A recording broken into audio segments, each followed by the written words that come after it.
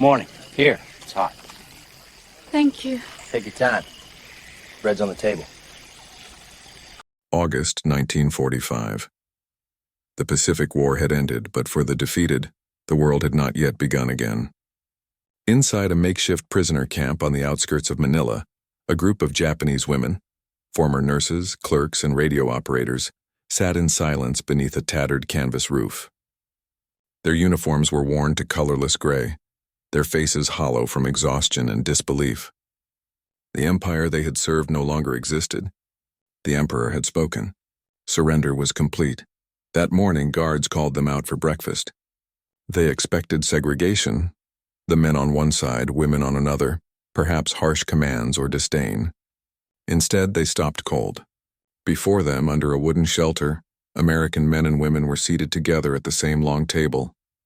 They laughed softly, shared tin cups, passed bread and coffee as equals. No shouting, no posturing, only calm respect. For the Japanese women raised in a world where rank and gender defined every breath, the sight was unthinkable. A sergeant speaking kindly to a nurse, a woman officer giving orders to men who obeyed without shame. It felt like watching another civilization entirely, one where dignity did not belong to status but to everyone. To understand that moment, the disbelief in the eyes of the captured Japanese women as they watched men and women dine side by side, one must first understand the world they came from. Japan in the 1930s and early 1940s was not merely a nation at war. It was a society forged under hierarchy, discipline, and deep-seated ideas of purity and obedience. Every aspect of life was structured, every role predetermined. Women, no matter their education or courage, existed within that framework of service, to family, to emperor, and to men. In wartime Japan, the image of womanhood was bound tightly to two words, onadaigaku, the great learning for women. This ancient code taught submission, chastity, and self-sacrifice as virtues. Even as Japan modernized and expanded across Asia, these values endured. The military had little use for individuality. Women were praised for silence, endurance, and loyalty. When the war spread across the Pacific, thousands of them volunteered or were assigned as nurses, typists, and communications staff under the Imperial Army. To serve meant honor. To question meant disgrace. The Imperial Japanese Army Nursing Corps, formed in the late 1930s, embodied this spirit. Its members were trained not only in medicine but in nationalism. They swore oaths of loyalty to the emperor, often reciting prayers before treating wounded soldiers. Their work was grueling. Long hours, inadequate supplies, and constant exposure to the horrors of combat. Yet their sense of duty kept them steadfast. They were told that Japanese women existed to support men who fought, that their value lay in self-denial. By 1944, as Japan's situation worsened, even more women were drawn into the war effort. Schoolgirls worked in munitions factories, others joined as clerks or translators. Some were stationed in occupied territories, the Philippines, Singapore, Burma, and the Dutch East Indies, serving alongside soldiers in administrative and support roles. To these women, the war was the defining purpose of their youth.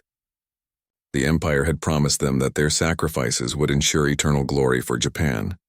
But by 1945, that illusion began to crumble. Cities burned under American firebombs, food vanished from markets, families hid in caves as the tide of war turned against them. When news of Hiroshima and Nagasaki reached the troops abroad, disbelief turned to dread. The imperial code of death before dishonor loomed heavy. For many, surrender was unthinkable, not only as a military failure but as a moral collapse. When Japan's unconditional surrender was announced on August 15, 1945, entire units were left stranded across Asia. Among them were thousands of women, nurses, clerks, and aides, suddenly without command, protection, or identity. They were ordered to await capture. Many destroyed their uniforms and insignia, fearful of what the enemy might do. They had been told for years that American soldiers were brutal and immoral, that captivity would mean violation and shame. Fear became their last weapon of defense. In the Philippines, hundreds of Japanese personnel, both men and women, were rounded up by U.S. and Filipino forces in the weeks following the surrender. They were housed in temporary camps, often near former battlefields. The women were separated for processing and interrogation, but once classified as non-combatants, many were placed under standard prisoner care. Still, they expected the worst.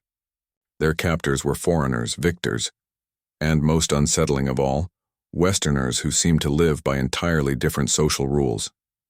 The camp near Manila, where our story unfolds, was one such place. It had once served as a U.S. supply depot before being captured by the Japanese early in the war, and now, with roles reversed, it held those same Japanese in defeat. The camp was functional but humane. Barbed wire fences, wooden barracks, open-air kitchens, and medical tents run by both male and female American staff.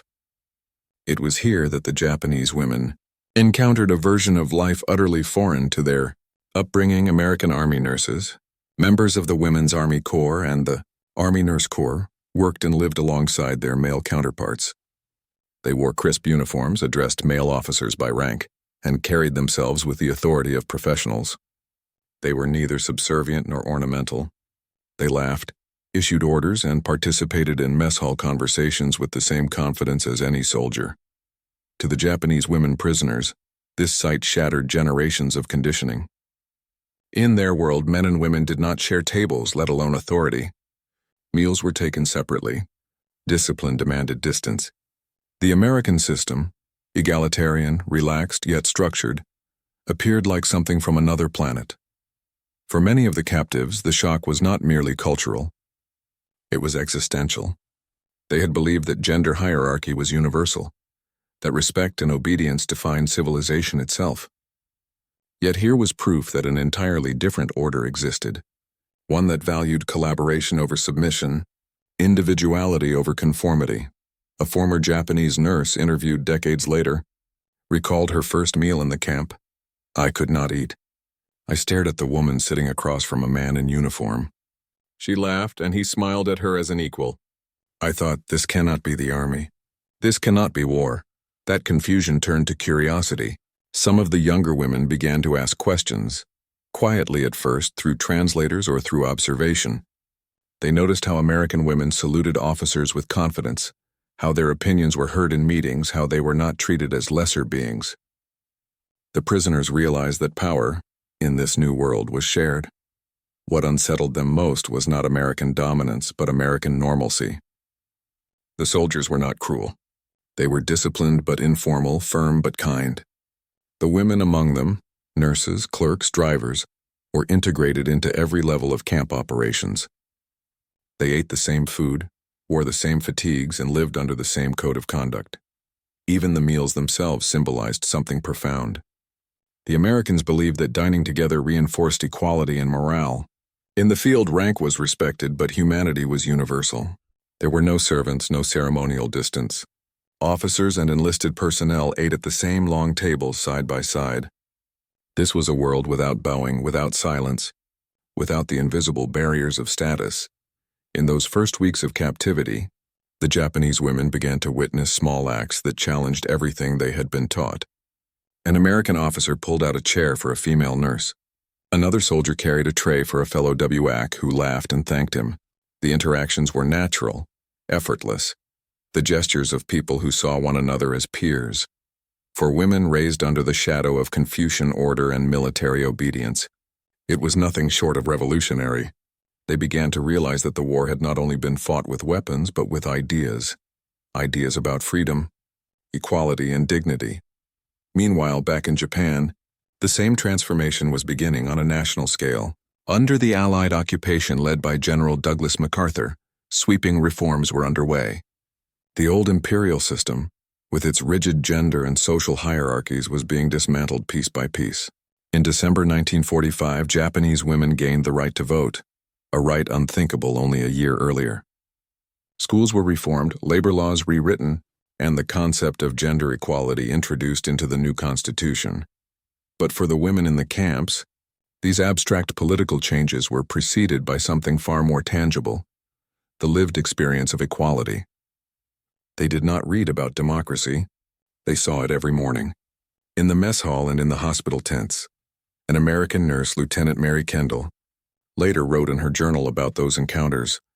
They looked at us as if we were from another species. I don't think they could understand that we worked beside men without shame, that we could be soldiers too. Some of them would just stare, but others began to smile.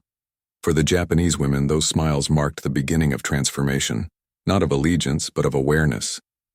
The enemy had introduced them to a truth that decades of propaganda had concealed, that respect could be earned, not demanded, that strength could exist without dominance.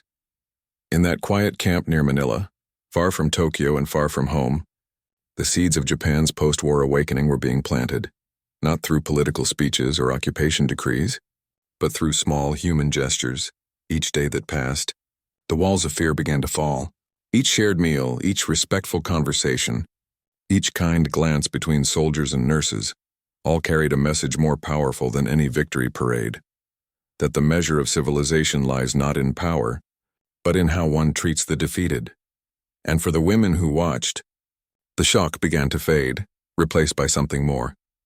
Enduring, curiosity, hope, a realization that the world could be different, that quiet awakening inside the wire fence would soon ripple far beyond the camp, reaching into the very heart of Japan's rebirth.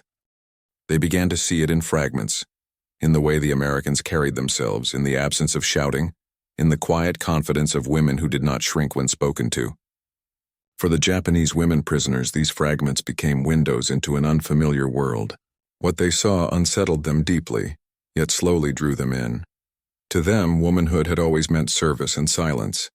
In the home, a wife bowed to her husband. In the military, a nurse bowed to her superior. In death, a woman was expected to die as quietly as she had lived. The war had magnified these traditions: loyalty to the emperor, chastity as virtue, self-sacrifice as duty. To defy those rules was to defy the entire moral order of Japan. But here, in the American camp, those rules dissolved. Women spoke freely, laughed openly, and worked alongside men without apology. The Japanese prisoners began to study these new women with the same precision they once applied to battlefield triage. They observed how they stood, how they carried authority, how they spoke to men as equals, something that back home would have been unthinkable. There were quiet discussions among the prisoners at night. Some whispered that the Americans were shameless. Others said they were free. It was difficult to decide which was more frightening. For women raised under the shadow of the sacred obligation of duty, this kind of freedom seemed dangerous, even reckless. And yet, there was a strange dignity in it. One of the older prisoners, a matron from Osaka who had served as a senior clerk, remarked to her peers, "Their men trust their women." The words lingered. Trust in wartime Japan had never flowed in that direction. For the Americans, the situation was just as revealing. They had been taught to see the Japanese as an enemy consumed by fanaticism, disciplined, rigid, and cruel. But as they interacted with the female prisoners, they began to notice fear instead of defiance, exhaustion instead of hatred. The humanity of their former enemy was disarming. It challenged the simplicity of wartime propaganda. In the camp hospital, American nurses tended to both Allied and Japanese wounded. The Japanese women who had served as medics watched closely. They saw sterile instruments, efficient teamwork, and women giving medical orders to male corpsmen without hesitation. There were no formal bows, no expressions of deference, only professionalism. For those accustomed to working in silence and subordination, this was a new kind of order, one based on respect, not ritual. It wasn't long before some of the Japanese nurses were invited to assist. At first they hesitated, unsure of how to address their captors, unsure whether they were even allowed to touch Allied patients.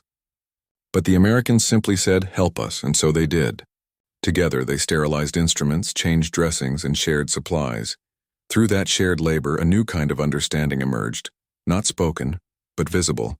When one Japanese nurse fumbled with a bandage, an American woman gently guided her hands, correcting her grip, smiling faintly as if to say, "You can do this."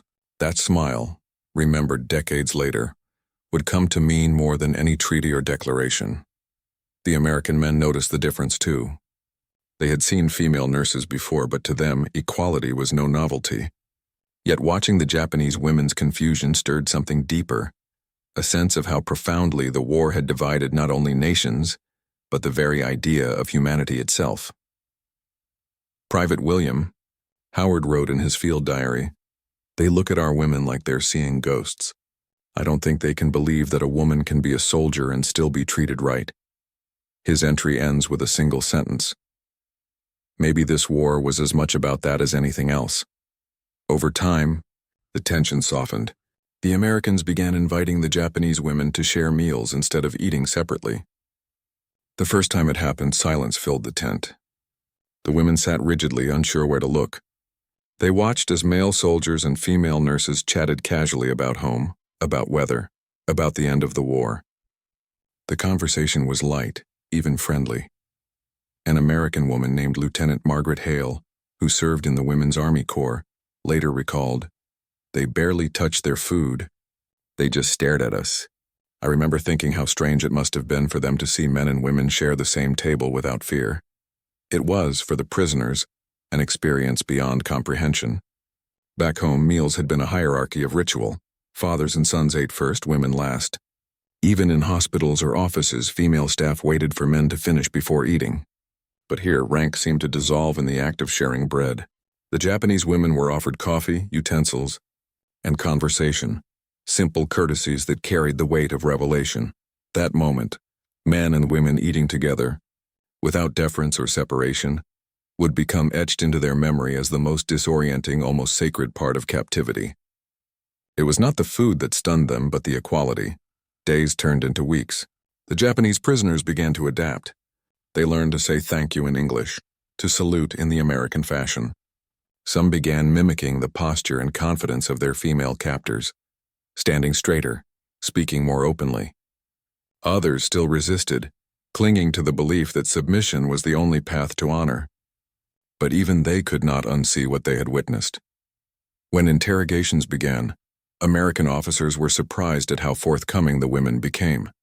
Many spoke of their duties in detail, but what fascinated the Americans most were their questions, not about war, but about life.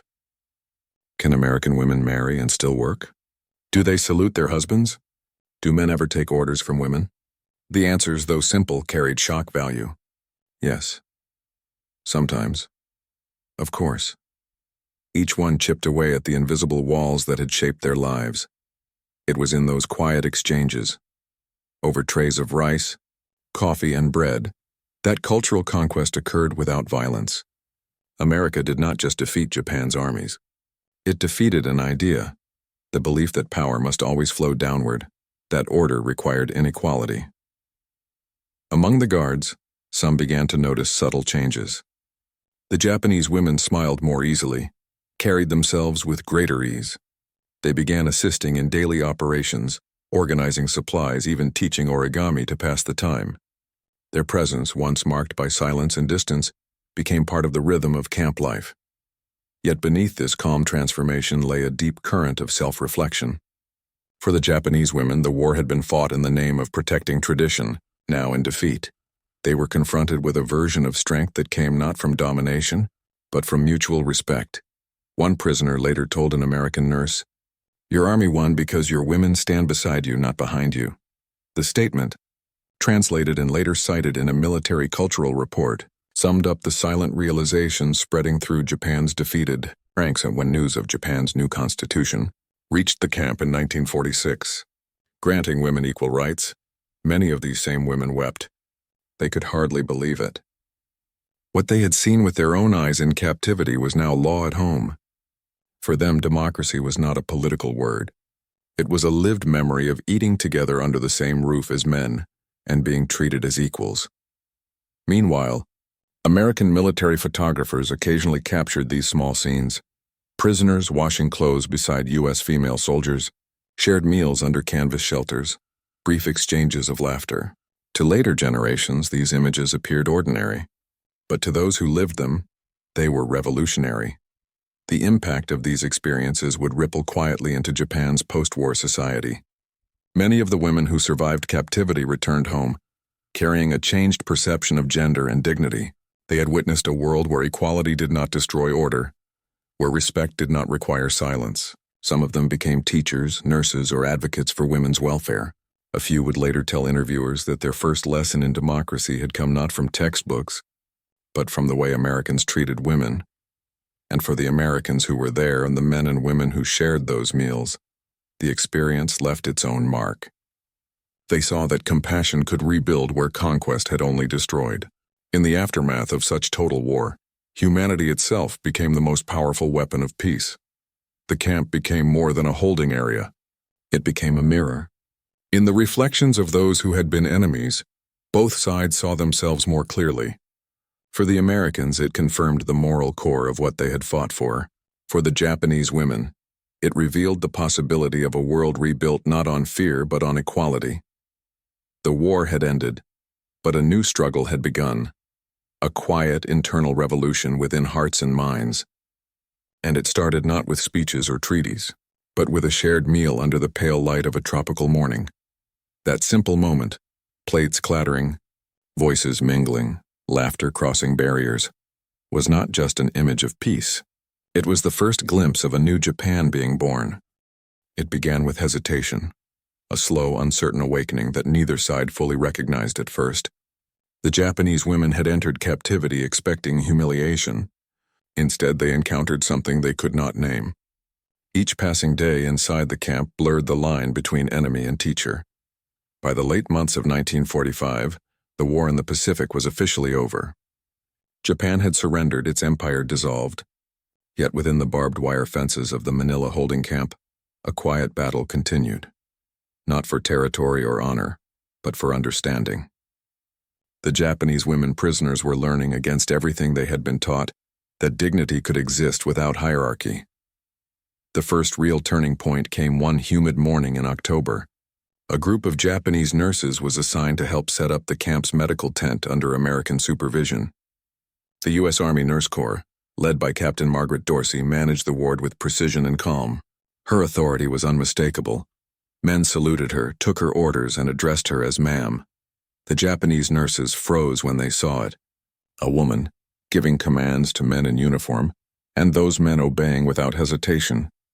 It was the inversion of everything their society had built. No shouting, no humiliation, no resentment. Just respect. Captain Dorsey noticed their shock. Without ceremony, she beckoned one of them forward, a small, soft-spoken nurse named Keiko, who had worked at a field hospital in Burma. Dorsey pointed toward the supplies and said, "We'll need these organized by type: medical gauze, morphine, iodine." "Understand?" Keiko nodded, trembling slightly. Hours passed in silence as they worked side by side. Keiko arranged bandages while Dorsey treated the wounded. When she faltered, the American captain corrected her with patience, not authority. By evening, Keiko realized she had received something she had never known before. Instruction without condescension, guidance without punishment. That night, she wrote in her small notebook, the same one she had used for field reports, a single sentence: "A woman can command with grace." This discovery spread quietly among the other prisoners. They began to imitate the confidence they saw in the American women, how they spoke clearly, how they held eye contact, how they walked with purpose. It wasn't rebellion. It was revelation. For the first time, they began to see strength as something inward rather than imposed. Even the male Japanese prisoners noticed the change. They watched as the women in the camp grew less fearful, more composed. Some disapproved. They muttered that the Americans were corrupting them, eroding discipline. But others began to question their own beliefs. If the enemy could respect women, perhaps everything they had been told about the West and about themselves had been wrong. The camp commander, Colonel William Harding, observed the transformation with quiet satisfaction. In his reports to headquarters, he noted that morale among the Japanese prisoners had improved, discipline was stable, and cooperation had increased. But what he didn't write, what couldn't fit into any report, was that something far more profound was happening. The Japanese were beginning to unlearn submission. The climax of this subtle revolution came not during an interrogation or a political address, but during a simple symbolic act. In late November, an order was issued for the camp's prisoners and guards to hold a joint Thanksgiving meal, a gesture of peace and gratitude marking the end of conflict. For the Americans, it was routine. For the Japanese, it was unthinkable. Sharing a table with the conquerors, and worse, doing so in a spirit of fellowship, seemed impossible. Yet that morning, under the tropical sun, long tables were set up near the camp's mess area. The Americans roasted what meat they could find, baked bread, and served rice to accommodate the Japanese. When the prisoners were invited to join, many hesitated. The men lingered at the edges, but the women, out of curiosity more than courage, stepped forward first. The scene was quiet, almost surreal. American men and women sat beside their former enemies, passing dishes, exchanging nods. There were no speeches, no gestures of superiority. Just food, laughter, and the soft hum of voices. One young Japanese clerk, her hair neatly tied with a scrap of ribbon, stared across the table at an American nurse who was smiling at her. She noticed how easily the woman spoke to the men around her, how her tone carried warmth without fear. She noticed the way an officer thanked her, not as a subordinate but as a colleague.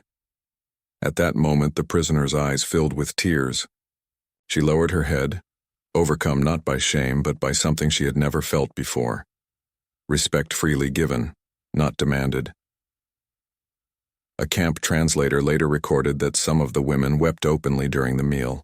They said it was not because of defeat or hunger, but because the experience had broken something inside them, the illusion that superiority made civilization. They realized, perhaps for the first time, that equality could be a form of strength. For the Americans, the scene carried its own quiet weight. Many of them had lost friends in the Pacific, on Iwo Jima, Okinawa, and Leyte. Some had buried brothers. Yet here they were, breaking bread with those once sworn to kill them. The act itself was its own victory, not of arms, but of conscience. Private Samuel Red Lawson, a guard from Kansas, later described it in a letter home. They bowed when they sat down, and I didn't know what to do, so I just smiled and passed them the potatoes. They looked surprised. Maybe that's the point. We've done something they didn't expect. We treated them like people. In the weeks that followed, the atmosphere of the camp changed entirely. The lines between captor and captive began to blur, not in authority but in empathy. The Japanese women helped distribute rations, assisted in translation work, even organized small study sessions to learn English. The Americans, in turn, showed them how to type, how to use field radios, how to write reports in the Western format. These exchanges were mundane on the surface, yet transformative in meaning. What had begun as captivity was becoming education, a moral and cultural awakening. Keiko, the nurse who had once trembled before Captain Dorsey, was later permitted to assist in the medical tent full-time. She learned new procedures, practiced English phrases, and gradually began speaking without lowering her eyes. On Christmas Eve 1945, she was invited to join the American staff for a small gathering. When asked if she missed home, she replied softly, "Yes, but I think I'm learning how to begin again." Her words encapsulated the shift taking place across post-war Japan. Back home, under General MacArthur's occupation government, women were gaining rights and opportunities once unimaginable. The new constitution, drafted under Allied supervision, guaranteed equality under the law. For many Japanese women, these changes seemed abstract, distant decrees written in foreign words. But for the former prisoners who had lived through this transformation firsthand, it was tangible. They had seen equality in motion, experienced it in daily gestures. When repatriation finally began in early 1946, farewells at the Manila camp were emotional. The Japanese women lined up with their meager belongings, wearing plain civilian clothes provided by the Americans. Captain Dorsey, standing by the gate, shook each woman's hand. When Keiko's turn came, she hesitated, then bowed deeply, not out of submission, but gratitude. Dorsey returned the gesture with a salute. Two worlds met in silence, bound not by victory or defeat, but mutual respect. Years later, in interviews conducted by Japanese historians, many of those women would cite their time in captivity as the most transformative period of their lives. Some became educators advocating for women's rights. Others entered nursing or politics. They did not preach Westernization, but they carried within them a quiet understanding that dignity did not belong to gender or rank, but to character. For the Americans who had served in those camps, the experience left an equal mark.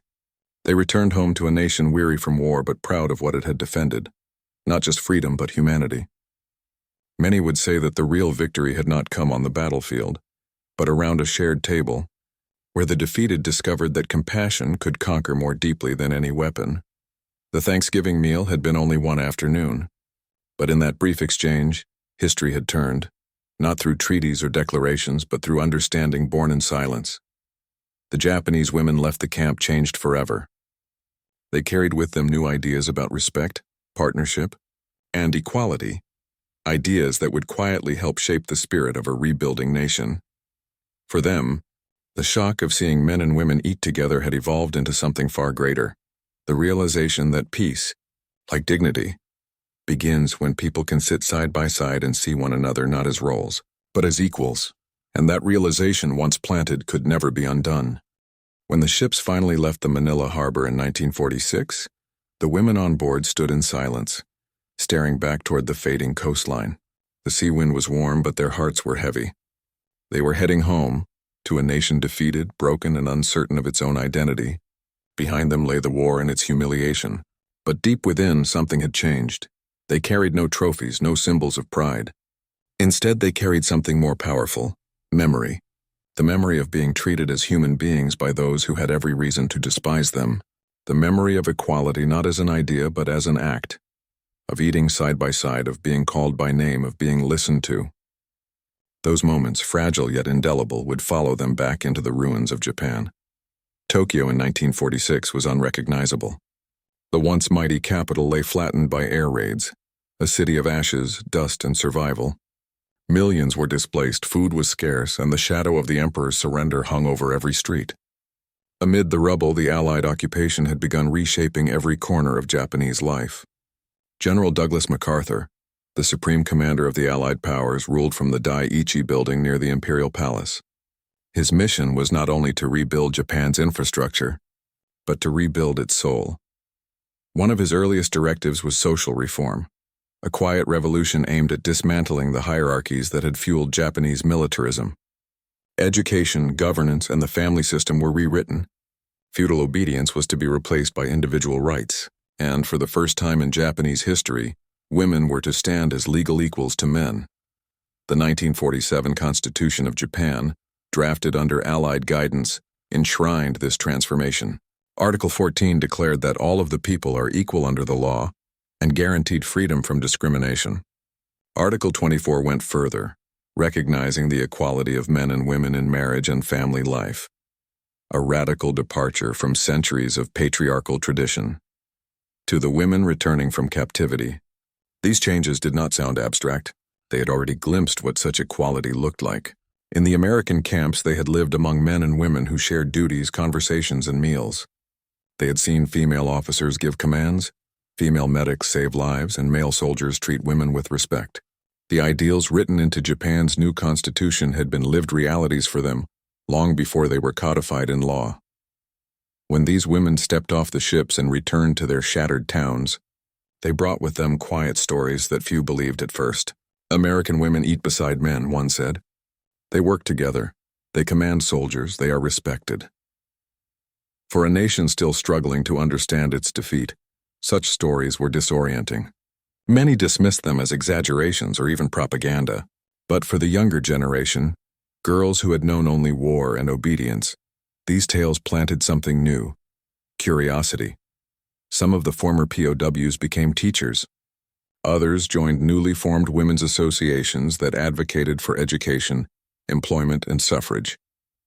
In Nagoya, a former communications operator began teaching English, using lessons she had learned from her captors. In Osaka, a nurse from the Manila camp helped found a medical training school that encouraged women to pursue professional independence. They did not call it feminism. They simply called it a new way to live. Meanwhile, across Japan, the occupation authorities were encouraging social equality through tangible reforms. Women were granted the right to vote in 1946, and more than 13 million exercised that right in the first post-war election. 39 women won seats in the National Diet, a moment unprecedented in Japanese history. Newspapers printed photographs of women in kimonos standing beside suited men in parliament chambers. The visual contrast was powerful. The American press celebrated it as proof of democracy's triumph. But inside Japan, the change was more intimate, more human. Families began to shift. Daughters spoke more freely. Mothers found voices once buried under silence. And though progress was uneven, tempered by poverty, trauma, and the pull of tradition, something irreversible had begun. The influence of those early encounters between captor and captive rippled far beyond personal memory. Historians later described the American POW camps as microcosms of post-war re-education. Within their fences, the seeds of Japan's social transformation were quietly sown, not through lectures or punishment, but through demonstration. By treating the defeated with respect, the Americans had modeled a moral code stronger than propaganda. That dignity is not conditional. One historian, Dr. Haruko Taya Cook, later wrote that for many Japanese women, captivity was paradoxically the first moment of emancipation. The paradox lay in the fact that defeat had freed them, not politically, but mentally, from a system that had never allowed them to exist as equals. The Americans who had served in those camps rarely spoke of it as reform. To them it was common decency. They had not set out to reshape a culture, yet in their discipline and humanity, they became inadvertent architects of a social awakening. Captain Margaret Dorsey returned home to Michigan in 1946, where she continued her medical career. She never imagined that her quiet mentorship of a few Japanese nurses would echo through decades of cultural change. But years later, in 1955, she received a letter. It was from Keiko, the nurse she had once trained. Written in careful English, it read, "I have opened a small clinic in Tokyo. Women come to learn medicine. I tell them what I saw, that a woman can lead without fear. I remember you saying, 'Respect earns respect.' I try to live by those words." That single letter, preserved in an archive today, embodies the unseen legacy of occupation, a bridge not built through power, but through example. In Japan, the memory of defeat became intertwined with rebirth. The 1950s and 1960s saw women entering education and the workforce in unprecedented numbers. Many of the nurses and clerks who had survived the war went on to become symbols of quiet resilience. Their generation carried both the shame of defeat and the dignity of rediscovery. They had seen the two extremes of human behavior, blind obedience and compassionate strength, and had chosen to live by the latter. Even as Japan modernized and prospered, the echoes of those camp experiences lingered in small personal ways. Families that once enforced rigid separation began dining together. Fathers who had fought in the war watched their daughters attend university. Mothers began to speak to their sons as equals. The act that had once shocked prisoners, men and women eating together, slowly became ordinary, even unremarkable. But within that ordinariness lay the quiet victory of transformation. Not all embraced these changes. Some clung to the past, to the ideal of the obedient wife and the stoic man. But the war had already broken the old certainties. A new Japan was being built not on hierarchy but on coexistence. For the Japanese women who had once sat trembling in captivity, this evolution felt like vindication. They had feared dishonor and surrender. Instead, they found renewal. Their captivity had not destroyed them. It had opened their eyes to a broader human truth. In later interviews, several survivors recalled their first shared meal with the Americans, not as humiliation, but as revelation. One woman described it simply, "We saw a world where men and women stood side by side, and we understood, and that was why they had won." The Americans, too, remembered. In letters, in memoirs, in late-life interviews, many reflected on those quiet moments with their former enemies. They did not speak of hatred or victory, but of respect. "We showed them something better than conquest," one veteran said. "We showed them what civilization looks like when it's at peace with itself." By the mid-1950s, Japan had become an ally of the United States, an economic powerhouse rebuilt from ruin. But beneath the trade and treaties, the moral bridge remained. The lesson born in the camps, that equality and respect outlast force, shaped the character of a nation that had once worshipped obedience above all. In time, the images of those early occupation years faded. Grainy photographs of women in plain uniforms sitting beside American soldiers, sharing bowls of rice and mugs of coffee.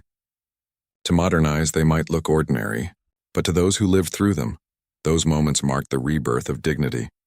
Defeat had stripped Japan of its pride. Compassion restored its humanity. The women who once bowed in fear left the camp standing taller, not because they had been conquered, but because they had learned that strength does not depend on silence. The last of them passed away quietly in the early 2000s. In their diaries and testimonies, one theme repeated: they treated us as equals. That is what I never forgot.